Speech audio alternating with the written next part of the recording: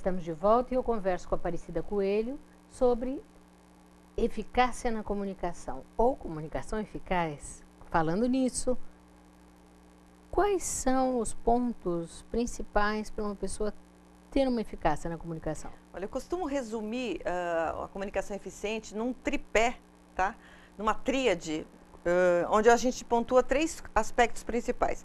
O primeiro é o relacionamento interpessoal. Significa o quê, Mônica? Significa que quem fala precisa ter decidido que está disposto a se expor, porque quem fala vai se expor, não tem como. Quer dizer, a partir do momento que eu abro a minha boca, eu estou expondo o que está dentro de mim, o que vai dentro de mim, o que vai dentro da minha cabeça, o que vai dentro das minhas emoções. Então, eu vou me revelar publicamente. Então, eu tenho que ter tomado essa decisão. Isso nem sempre é tão fácil assim, porque às vezes as pessoas querem falar ou querem ir bem, mas não querem se expor, e não dá, né? Falar significa se expor. Então, eu tenho que ter tomado essa decisão e estar pronto para aceitar críticas, para aceitar que em algumas vezes eu vou falar melhor, outras não vou falar tão bem assim.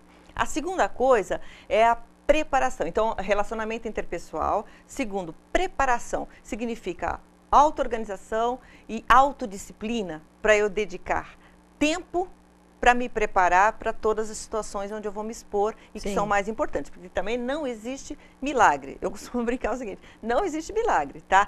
Nem o Neymar, que tem um super talento, precisou treinar, grandes, né? Claro. E precisa até hoje, claro. Entendeu? Ai dele que chega atrasado no treino, entendeu? Então, assim, nem as pessoas mais abençoadas, assim, vão poder prescindir dessa preparação. Então, para cada situação, seja uma situação de apresentação de um projeto na empresa, seja uma situação de apresentação numa reunião, numa conferência ou até mesmo num telefonema, tá? Eu acho que eu costumo brincar, até mesmo no telefonema eu tenho que me preparar e colocar as coisas de uma forma do mais objetivas e sintéticas possível. E outra coisa, você tem que saber que mesmo se você vai dar uma palestra ou qualquer coisa, se você não estiver preparada, a ansiedade faz com que você muitas vezes trave. Exatamente. Quanto mais preparada a gente estiver... Lógico, menos travado você vai estar. Menos travado, menos ansioso pela situação e pelas reações que a gente possa ter naquele momento. Então, essa preparação, ela é, assim, fundamental. Eu brinco o seguinte, gente, a gente tem que ser capaz de dar o nosso recado escrevendo aquilo que for, mesmo que seja hiper elaborado, no tamanho de um guardanapo. Eu tenho que ser capaz de escrever num guardanapo de papel a minha ideia principal.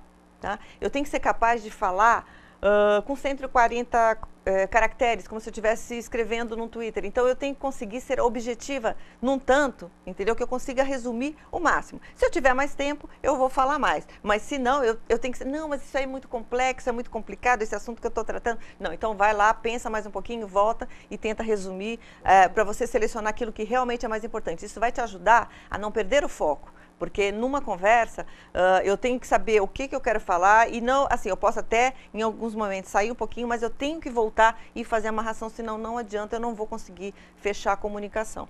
E a terceira coisa, então, é o treinamento. Pode ser um treinamento especializado, eu posso fazer um curso de oratória, eu posso fazer um treinamento específico, um coaching, seja o que for, para me comunicar melhor, para melhorar a minha maneira, não para aprender uma maneira fora de mim, mas descobrir qual é a melhor maneira que eu tenho para me comunicar. E se não for o caso de fazer um treinamento específico, a gente conseguir fazer isso praticando a comunicação em todas as situações da vida da gente. Agora, eu queria que você falasse um pouco de alguns tipos de vozes, por exemplo, vozes graves. Normalmente a gente associa vozes graves a vozes mais dominantes, extrovertidas. Isso é real? É real, Mônica, é real. Pode até não significa que todo mundo que tem voz grave são pessoas autoritárias ou são pessoas dominantes, mas num primeiro momento, quando a gente ouve uma voz grave e forte, a gente associa a autoridade, a gente associa a dominância, a gente tende a acreditar mais nesse tipo de pessoa que fala com voz grave, com voz grossa, do que uma pessoa que fala com uma vozinha mais fininha ou mais delicada. A gente tende, nesses casos, a achar que a pessoa não tem tanta capacidade ou tende a achar que a pessoa está insegura. Isso é uma verdade, se a gente passar vozes assim para 20, 40 pessoas, as pessoas vão ser quase unânimes em fazer a correspondência. O que não significa que pessoas que têm vozes finas sejam realmente inseguras. Há muitas pessoas que têm vozes mais finas e não são inseguras. Entendeu? Sim, porque a pessoa não pode transformar uma voz fina numa voz grossa. Não, nem sempre, nem sempre. Em alguns casos dá, mas em alguns não dá. Então, e não necessariamente você está amarrado. A voz da gente revela muito pra gente, mas ela não nos aprisiona nesse tanto. Então, não, porque mas senão assim, o que é mais demais. importante a gente saber é o seguinte, pode até não corresponder à realidade, mas num primeiro momento é o que ela expressa. Agora, isso é diferente e é importante deixar claro, de voz rouca, porque rouquidão é um indicativo de que algo não vai bem. De problema, não é? Sem dúvida, exatamente. Nenhuma rouquidão, ninguém nasceu rouco, então não é normal ser rouco, né? Eu preciso saber o que há nas minhas cordas vocais para eu ser rouco. Então, qualquer rouquidão que dure mais que 15 dias deve ser pesquisada. Pode ser calo nas cordas vocais, pode estar identificando uma série de problemas. Uma série de problemas. Então, isso é uma coisa importante que de precisa ser ser vista. E o sotaque? O sotaque, pois é, o sotaque é assim uma coisa interessantíssima, eu acho também, porque a maneira que a gente fala, né, e a gente sempre acha que o sotaque está nos outros, não na gente, né? É verdade. Mas a gente também, nós aqui na nossa região, temos uma maneira de falar que vai se configurar para quem vem de fora também como um sotaque.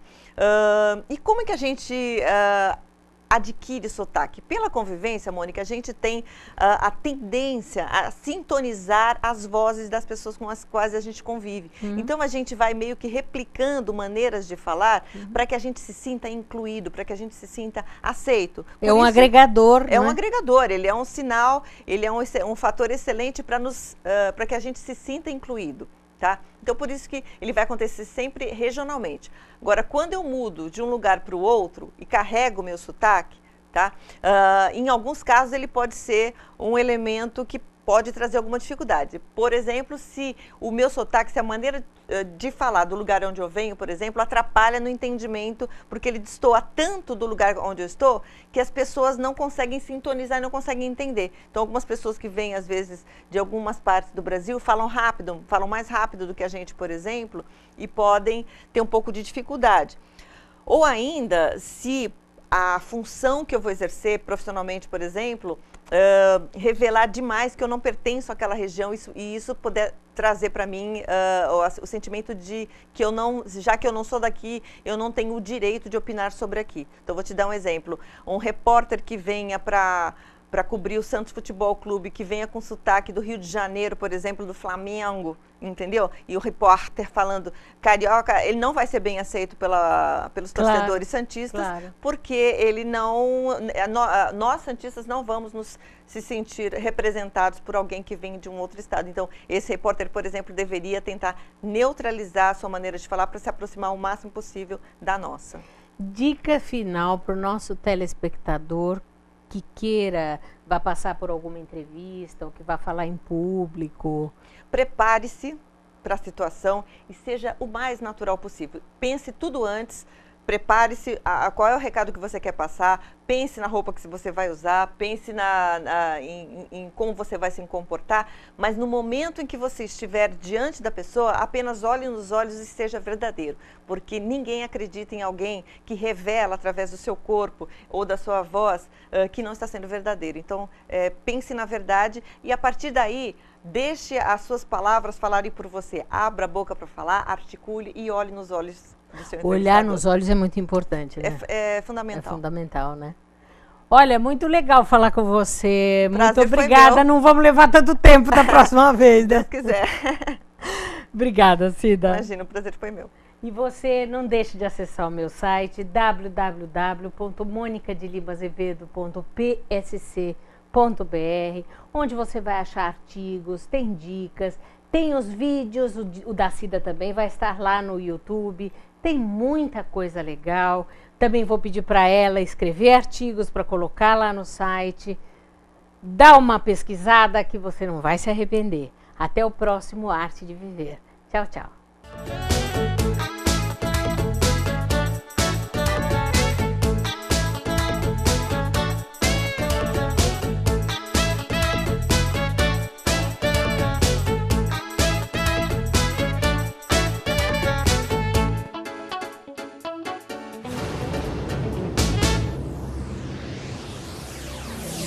Programa Arte de Viver.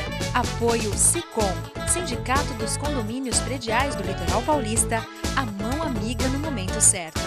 E Santini Ortomolecular, terapia de reposição de oligoelementos via derme para o seu equilíbrio físico, emocional e metabólico.